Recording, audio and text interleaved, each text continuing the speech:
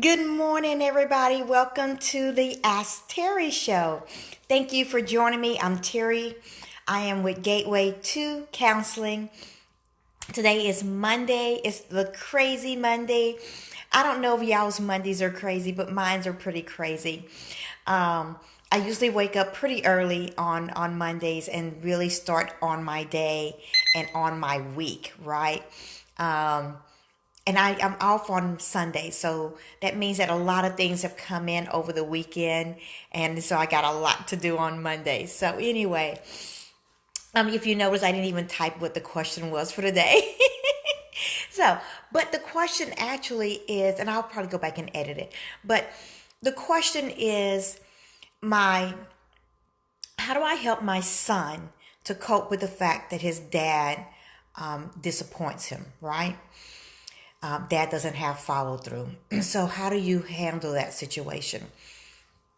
I'm assuming that this is maybe a lady and her ex-husband, maybe, or maybe it's a lady who had a child with someone and they were never married. Whichever case it may be, I think it affects the child differently. So I'm going to go down both roads, if you don't mind. If you have a child, okay, and you and their father were married, and let's say you were married for 5, maybe 8 years, right? Well, that child grew up in a home with a mother and a father for a period of time. Doesn't matter if it was for a short period or a long period. They grew up in a home where there was a mother and a father.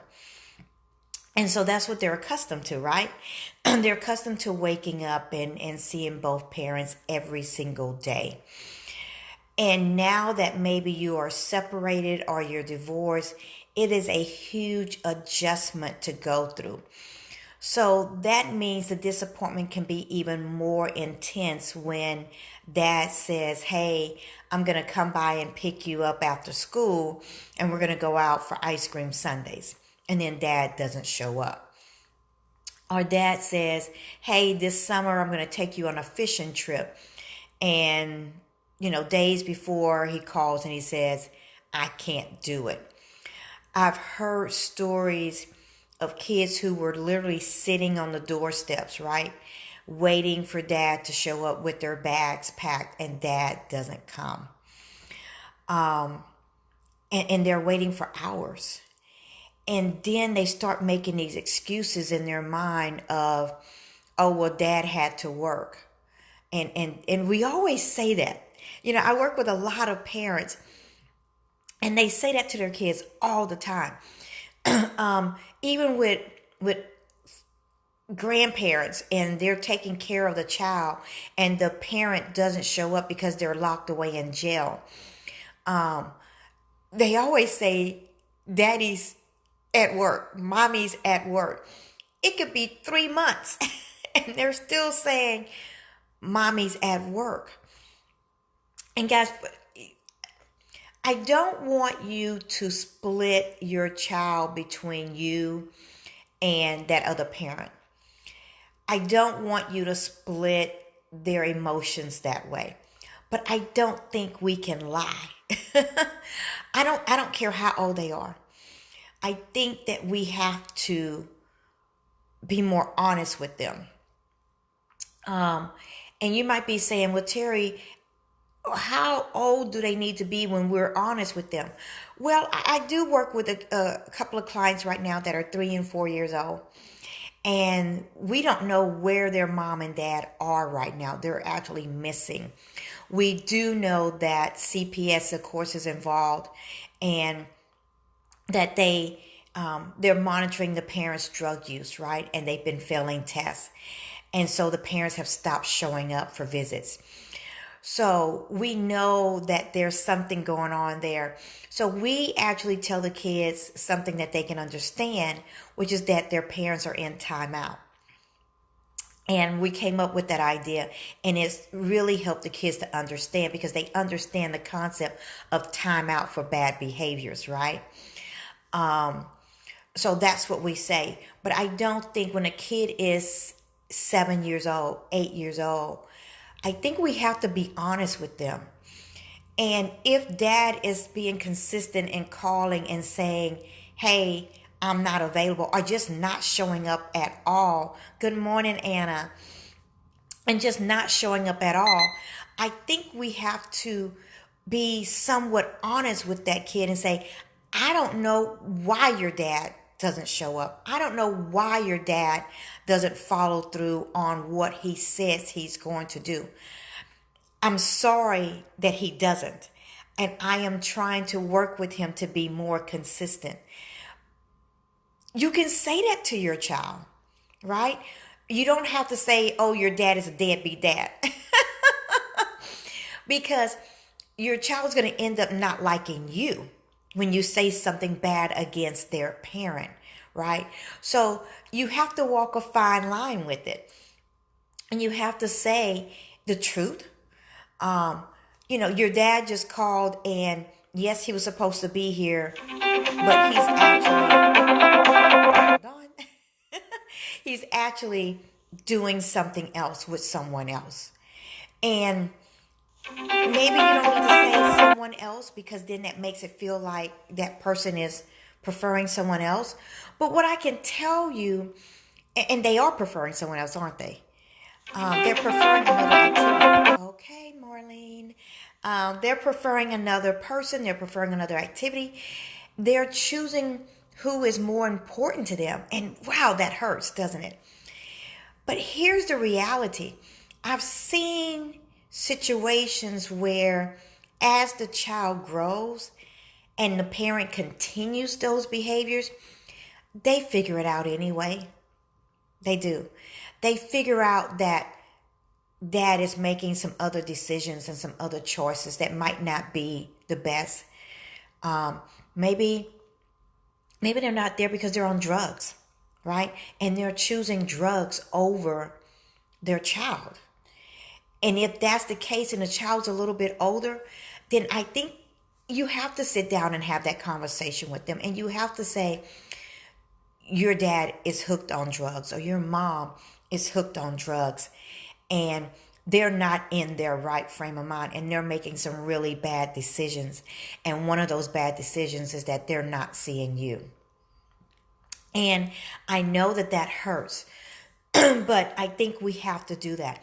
So that's down the road of if that child was born into a family with a mother and a father, and are used to seeing that mom and dad on a regular basis every day, and now mom and dad are separated.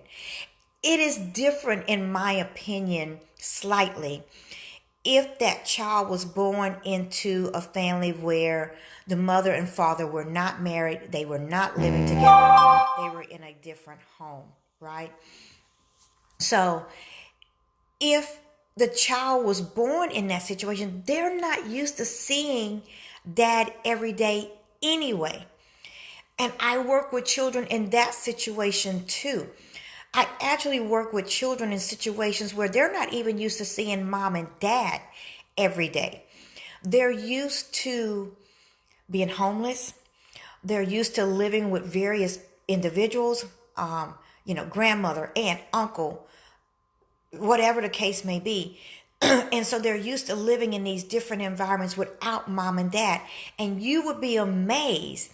They still love mom and dad, and they want to be there with mom and dad, but they're accustomed to not being with mom and dad. And they actually enjoy some of the other activities that they're getting to do with other people. And you might be saying, wow, really? Like, they don't miss their mom and dad? Guys, I'm being honest. They don't miss mom and dad to that extent that you would think about it. Like, they'll be like, oh, well, it's okay. We'll just be back home before school starts. That's okay. Or we'll be back home by Christmas. That's okay. And they go on and they live life because they're not used to mom and dad being there. I think what you have to remember is that it's all about attachment and that level of attachment. If that child is very attached to that parent and used to being with them every day and seeing them every day, then yes, they are going to be extremely disappointed when that person doesn't hold their end of the bargain, right? But if they're not as attached, then they're not going to be as disappointed, but they will be disappointed, okay? Because let's face it, if you today, and I just met you today, and you say to me, hey, Terry, I want to get together with you and work with you on this particular thing, right? And I'm really excited about you working with me on this particular thing. And I just met you. And the day comes and I'm all dressed up and I'm all ready to go.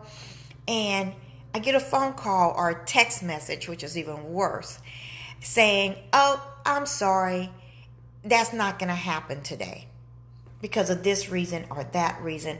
And what do you think? What do you feel like? Oh, something better came up, right?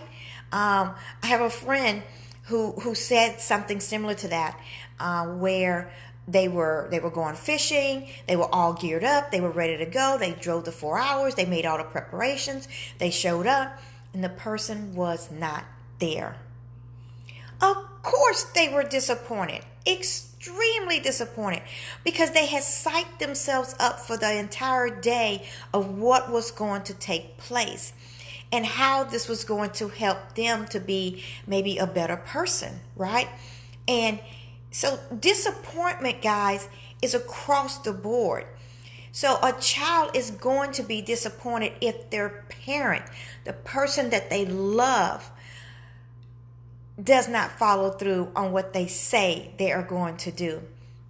You know, I'll tell you a brief little story. My kids, I went through a divorce and my kids were young. And I remember I told them we were going to go to Astroworld. That was back in the day. And I said, we're going to go to Astroworld on Saturday.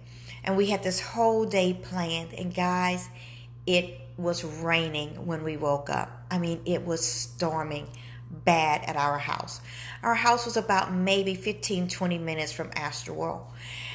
And my kids looked at me. And I thought, well, they don't believe me, right? They don't think that just because it's raining here, that it's raining there, and that we can't go to Astroworld. So what did I do?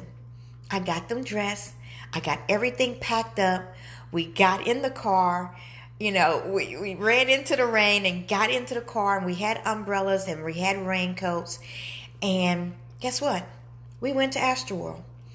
And we got there, and as you're walking across that parking lot and it's raining, you realize that, no, you're not going to have a good day at Astroworld. And as young as they were, they realized that.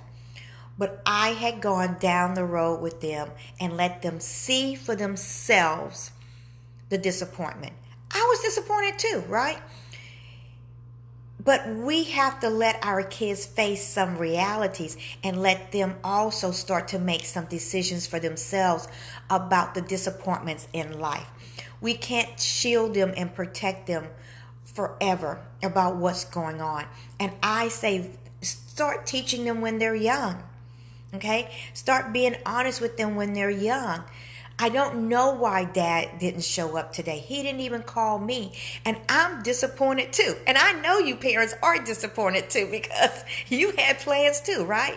Even if it was just to lay around the house and be quiet all day and read or write, you're disappointed too, right? Because your plans now have changed. So I encourage you guys to have open and honest relationships with your children. You can tell them more and more as they grow older. They will see more and more. You can ask them what they're thinking and what they're feeling about the situation, okay? All right, I am Terry, and I am with Gateway 2 Counseling. We are bringing peace, joy, love, and light into the lives of millions. I thank you guys with affordable online counseling. Only $49 a session, and we take insurance now. Please, we are just a click away. Please enter our gates into a brighter tomorrow where you are in control. Bye, guys.